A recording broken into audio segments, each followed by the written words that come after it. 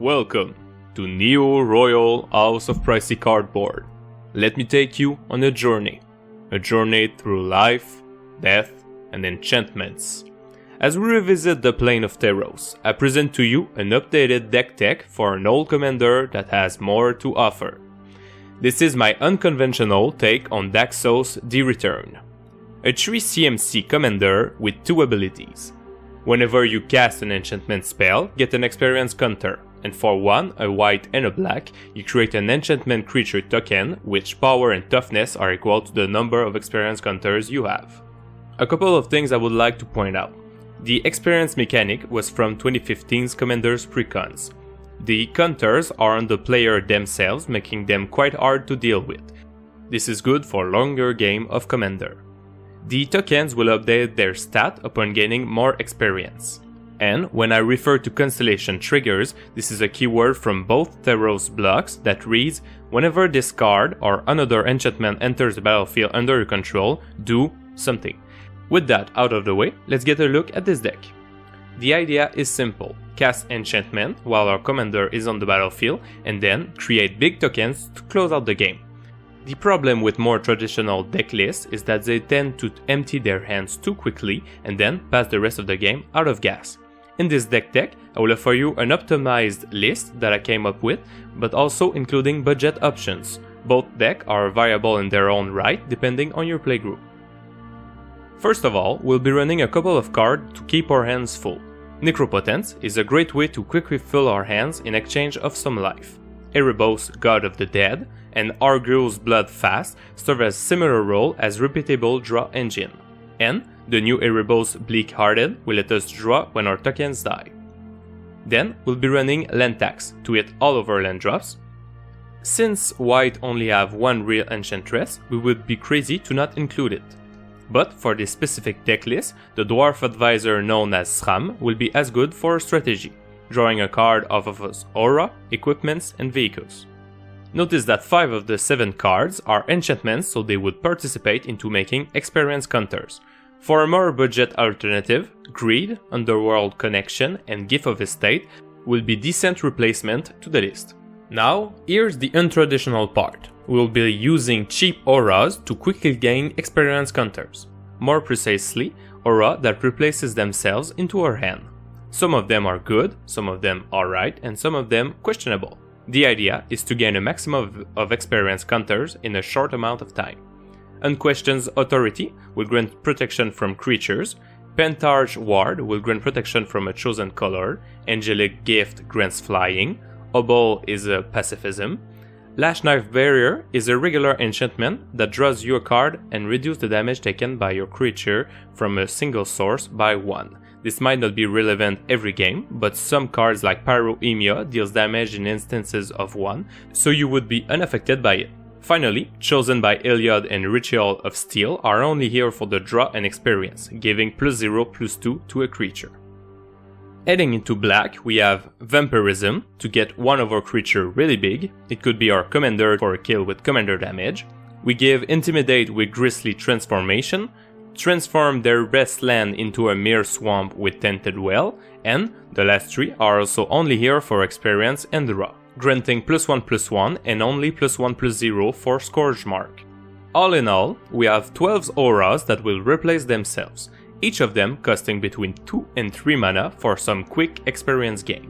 All of them will also trigger Sram and draw us a second card.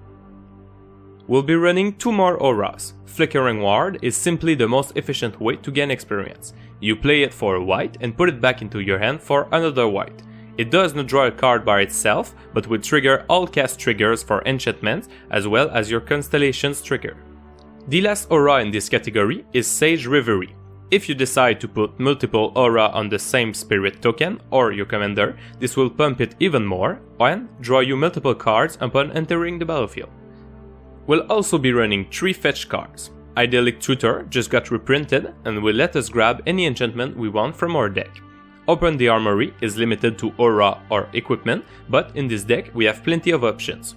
And finally, an expedition map to get our battle lands. Note that depending on your budget while building this deck, this card could be replaced with something else if you don't have the powerful lands I will be talking about later. You could also replace the other 2 fetch for either a Diabolic Tutor or even some smaller draw spells like Read the Bones for a more budget list. On the other side of the spectrum, the black tutors would of course be good, but considering their price, I did not include them in my list. Since these cards could work in any black deck, if you have them, treat yourselves. Once our opponents will realize what is going on, we will need to protect Daxos, as he is a key piece into this deck and we can't afford to not have him. In case of multiples, this card could also protect one of our Enchantress. Both pair of boots will prevent targeting, Chaos Ghost form protects even from exile, while Bastion Protector and Shielded Bifeld would grant Indestructible. Gift of Immortality does not prevent the destruction of Daxos, but will bring him back once per turn if they can't afford to destroy it twice in the same turn. The Aura would also trigger all Constellation triggers when coming back from the graveyard at the end step. Finally, Sword of Truth and Justice will let us grow all the spirit with a +1/+1 counter and proliferate our experience counter on ourselves. It also gives protection from white and blue, which are 2 colors really good at target removal. Now that our commander is safe, our hand is full and our experience count at least 10,000, let's make some tokens. Anointed Procession is a bit pricey, but doubling all the tokens we create will be worth the extra $1 to not replace it with a budget alternative. Illusionist Bracers will somewhat achieve the same result by copying or activating the ability of Daxos. Sigil of the Empty Throne will add an extra 4/4 angel to all of our cast, and Adjani's Chosen as well as Archon of Sun's Grace will give us 2/2s on the ground and in the sky every time an enchantment enters the battlefield. This includes creating a token. Finally, Song of the World Soul will let us populate one of our spirit by casting literally any spell. If all of this army is not enough to close the game, we'll be running Grim Guardian as a finisher. Making our opponents lose life instead of taking damage can sometimes let us go around certain protection cards, and True Conviction is a simple yet highly efficient combat boost. If falling on your back foot, do not worry. We will be running 2 prisons to slow our opponent's attacker. Note that Sphere of Safety will count all of our tokens in the number of enchantment we control, making it quite hard to kill you with a token deck, or any combat deck for that matter. Whip of Erebos is there to make sure that we can use our life costing cards as much as we want.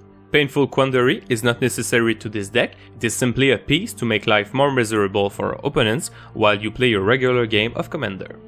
Then, Sun Titan is also a great card in this deck, as he will be able to bring back a majority of our permanents from the graveyard. You could also use it to ramp with fetch lands like Evolving Wild, Terramorphic Expanse, or Fable Passage. If you face a lot of aggro decks around you, a 3rd prison is available in black as Kuskun Falls. You can tap your 2/2 commander to keep it around, but will lose it in case of a board wipe. At removals, Orzhov is quite the master. Personally, I like my removals versatile, so Anguished Unmaking, Generous Gift, and Mortify are go-tos. Spear of Iliad will discourage our opponents from sending their best creatures, and with an activation cost of 3 mana, we can use this mana to make a token with Daxos if unused. Extinguish All Hope and Austere Command will either not affect us at all or less than our opponents. Doomwig Giant will also synergize very well with Daxos, as you will be able to bring all your opponent's creature to 0 toughness with his Constellations triggers at instant speed with your commander. And finally, Cage of Hands is a pacifism that you can take back and replay for value or better threat assessment as the game progresses. If your meta needs more than what I included, feel free to add the Swords to Plowshare or Path to Exile for more control. You could also add an Ingaruk's Wake in this spot as well. We're getting close to the finish line, only the mana sources are left. To keep up with the green players, we will be running a couple of ramps. I'm sure you have already seen most of these cards. Soul Ring, Wayfarer's Bubble, Orzhov Signet, and Fellwar Stone are some quick mana rocks. Nyx's Lotus and Gilded Lotus are slower but will bring us a great amount of mana. Smothering Tide is a really powerful card and is probably really worth its price. Thought Vessel is very optional, but getting unlimited hand size is quite useful in a deck drawing lots of cards.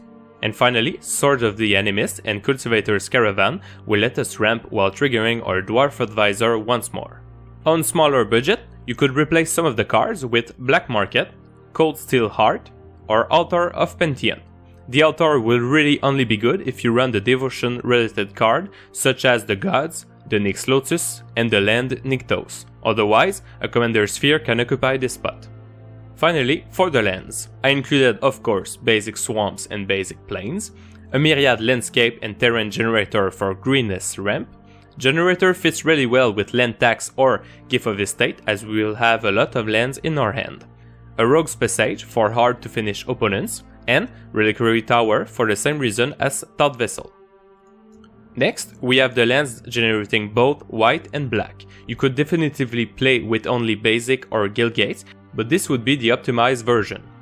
Also on the pricier side, we have a couple of lands available to us. Nykthos Shrine to Nyx will allow us to ramp with our permanence devotion. The classic Urborg and Cabal combo can generate a lot of black mana, and finally, Serra's Sanctum would of course be really powerful in an enchantment central deck by providing a lot of white mana.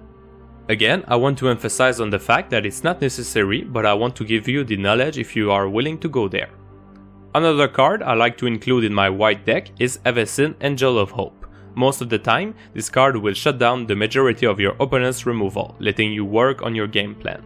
Since our deck is so heavy on enchantments, our cards like Bane of Progress could literally be the bane of our existence. Avacyn is a straight counter to that. I would end this list with a card I did not include for mathematical reason, and this is Cathars Crusade. Yes, it's synergized, and yes, it would be powerful, but the board states that this card will create, with all of your tokens having a different number of +1/+1 counters, gives me a headache just thinking about it. On this note, I thank you for your time and hope to see you in our next video. If you haven't, hit the subscribe button. We post edited commentary gameplay around the 10-minute marks and deck techs like this one. Take care, my friend.